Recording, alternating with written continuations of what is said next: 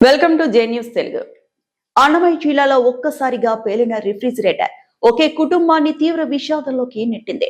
తంబలపల్లి మండలం గోపిదిన్నె గ్రామంలో జరిగిన ఈ ఘటనలో నలుగురు తీవ్రంగా గాయపడగా వారిలో ఇద్దరి పరిస్థితి విషమంగా ఉన్నట్లు సమాచారం.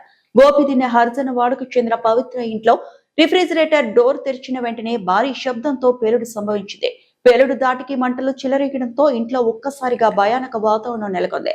మంటలను అదుపులోకి తీసుకురావడానికి ప్రయత్నించిన పవిత్ర, ఆమె తమ్ముడు ప్రకాష్ తల్లిదండ్రులు తీవ్రంగా గాయపడ్డారు.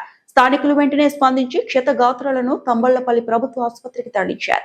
అక్కడ ప్రథమ చికిత్స అనంతరం మెరుగైన వైద్యం కోసం మదనపల్లి జిల్లా ఆసుపత్రికి పంపించారు.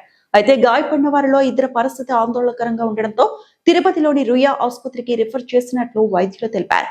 రిఫ్రిజిరేటర్ పేలడానికి గల అసలు కారణాలపై అధికారులు విచారణ చేపట్టారు. ఈ ఘటనకు సంబంధించిన పూర్తి వివరాలు ఇంకా తెలియాల్సి ఉంది.